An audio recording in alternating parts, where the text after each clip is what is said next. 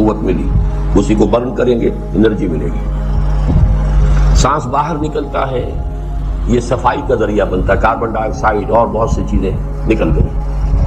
بس بر ہر نفس 2 شکر واجب بس، ہر سانس پر 2 مرتبہ شکر کرنا چاہیے۔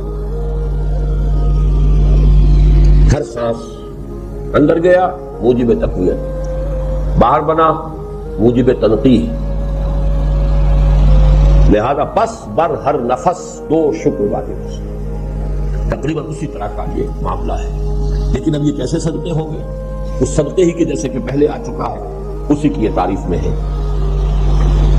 تعدل بین اثنین صدقۃ، 2 آدمیوں کے درمیان عدل کراؤ، فیصلہ کرا دو عدل کے ساتھ، یہ بھی صدقہ ہے۔ تعین الرجل فی دابتہ فتحملہ علیہا اور ترفع لہ علیہا متاع۔ ویڈیو شروع کرنے سے پہلے ایک گزارش ہے، اگر آپ ہمارے چینل پر نئے ہیں تو سبسکرائب ضرور کریں اور ڈاکٹر اسرار احمد رحمت اللہ علیہ کے لیے سورہ فاتحہ پڑھ کر کامنٹ میں آمین لکھنا نہ بھولیں۔ شکریہ۔ صدقۃ، اور تم مدد کرو کسی انسان کی اس کی سواری کے معاملے میں کہ اسے اس پر چڑھنے میں مدد دو، یا یہ کہ اس کی کوئی چیز، اس کا سامان نیچے سے اٹھا کے پکڑا دو، اونٹ پر سوار ہو گیا ہے اب نیچے سے سامان پکڑا رہے ہیں، یہ بھی صدقہ ہے۔ والکلمۃ الطیبۃ صدقۃ، ہر پاک بات جو اپنی زبان سے نکالو گے وہ صدقہ ہے۔ فلیقل خیرا او لیصمت، بات صحیح کرے، اچھی کہے یا خاموش رہے، ہر اچھی بات جو زبان سے نکلتی صدقہ ہے۔ وبکل خطوۃ تمشیھا الی الصلاۃ صدقۃ، اور ہر قدم جو وہ نماز کے لیے جاتا ہے تو اٹھاتا ہے یہ صدقہ ہے۔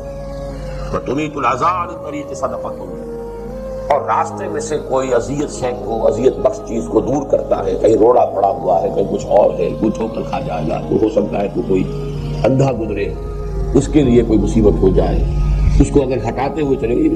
زندگی آمد برائے بندگی، زندگی بے بندگی شرمندگی۔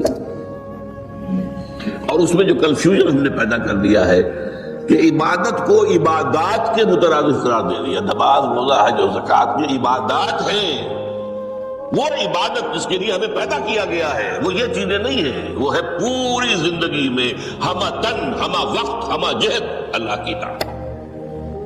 ہر وقت نماز تو نہیں پڑھی جاتی ہے، ہر روز روزہ تو نہیں رکھا جاتا ہے۔ یہ جو کہا کہ میں نے صرف تمہیں پیدا ہی اس لیے کیا کہ میری عبادت کروں، تو عبادت سے مراد یہ چیزیں نہیں ہو سکتی۔ یہ در حقیقت اس عبادت کے لیے سپورٹس ہے، جیسے 4 ستون ہیں ان پر چھت ہے، چھت کو سپورٹ دینے کے لیے ستون ہے۔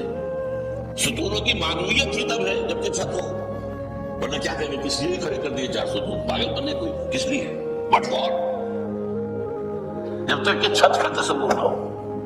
شامیانے کے لیے 4 آپ نے باکس کھڑے کیے، کس لیے، اس شامیانے کو سپورٹ کرنے کے لیے۔ تو اب اس میں جو مضمون آیا وہ یہاں بھی آ گیا اس حدیث میں، تو قرآن مجید کی آیت میں ایاک نعبد و ایاک نستعین، یہ ہے دوسری بات جس پر کہ آج کی ہماری مرکزی جو مضمون ہے وہ یہ حدیث، تجھ ہی سے مدد مانگتے ہیں اور مانگتے رہیں گے۔ اللہ تعالیٰ سے مدد مانگنا، اب آپ یہ سمجھیے کہ مدد جو مانگی جاتی ہے مختلف الفاظ استعمال ہو سکتے ہیں۔ استعانت وہ اس حدیث میں بھی آیا، قرآن میں بھی آیا سورہ فاتحہ میں، ایاک نستعین۔ استمداد مدد طلب کرنا، استنصار نصرت مانگنا، استدعاء کوئی دعا کرنا کسی کام کے لیے، استغاثہ کسی کی دعائی دینا، یہ تمام ایک قبیل کی چیزیں ہیں، ان کو جمع کر لیجیے استعانت۔ اب استعانت ایک تو ہے عام مادی دنیا کے اصول کے اندر، میں کسی کہوں بھائی مجھے ذرا پانی پلا دینا، یہ بھی استعانت ہی ہو گئی نا، میں نے اپنی ایک ضرورت کو پورا کرنے کے لیے اسے مدد چاہیے، اس میں کوئی شرط نہیں، کوئی برائی نہیں، معلوم ہے یہ ایک عام مادی قوانین کے تحت ہوگا۔ یہ علیحدہ بات ہے کہ حضور کے بارے میں یہ آتا ہے صلی اللہ علیہ وسلم کہ آپ کبھی ایسے کام کے لیے بھی کسی کو نہیں کہتے تھے، یہاں تک کہ اگر آپ سواری پر ہوتے تھے اور آپ کا جو کوڑا ہے وہ نیچے گر گیا تو آپ اپنی سواری کو بٹھا کر یا اتر کر خود گھوڑا اٹھاتے تھے، کسی سے کہتے نہیں تھے کہ مجھے ذرا اٹھا۔ تو یہ استدعاء، استعانت، استمداد، اس میں ایک درجے ہیں، بڑے اونچے اونچے درجے بھی ہیں، لیکن عام حالات میں ہم مادی قوانین کے تحت اگر کوئی مدد چاہے کسی سے تو کوئی بری بات نہیں، اس میں کوئی شرک نہیں، اس میں کوئی کفر نہیں، اگرچہ بعض حضرات کے نزدیک اس کا ایک درجہ ہے، وہ میں بعد میں بیان کروں گا۔ لیکن یہ کہ ماورائی انداز میں کسی غیر مرئی حقیقی یا باہوما شخصیت سے مدد مانگنا، یہ شرک۔ غیر مرئی حقیقی فرشتے ہیں، غیر مرئی ہے حقیقی، باہوما جنہوں نے گاڈز اینڈ گاڈیسز اور آلہہ بنا لیے، دیویاں دیوتیاں بنا لیے، یہ باہوما ہے، ان کے وہم کی پیداوار، وہ بھی غیر مرئی ہے۔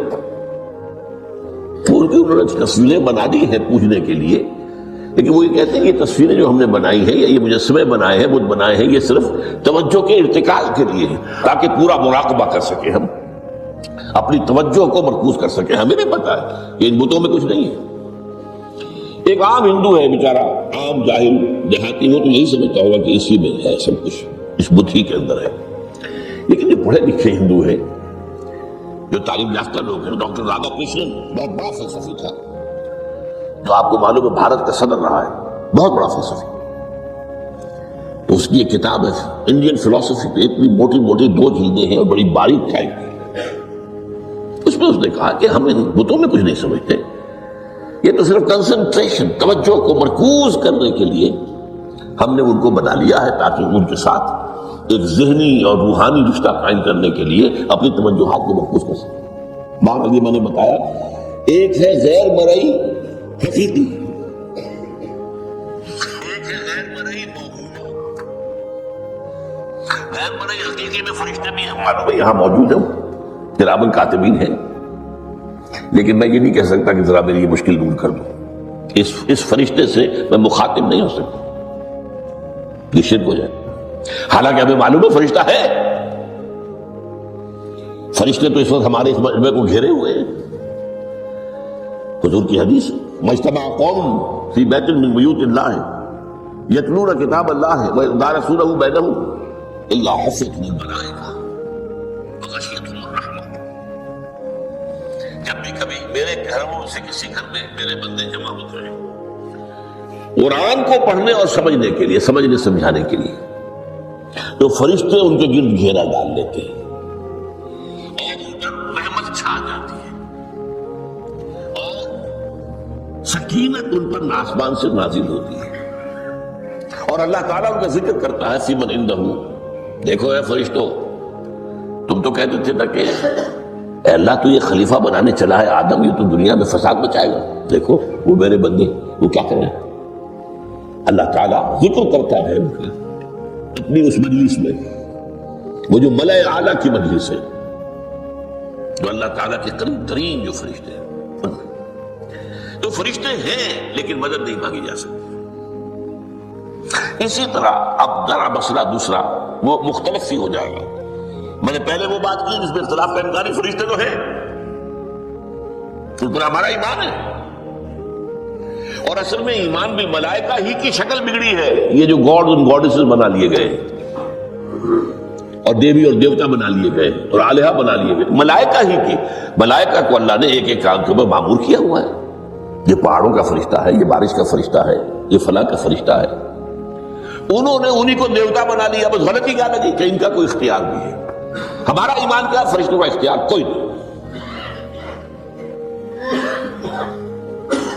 یفعلون ما یؤمرون، جو اللہ حکم دیتا ہے کرتے ہیں، ان کا کوئی اختیار نہیں۔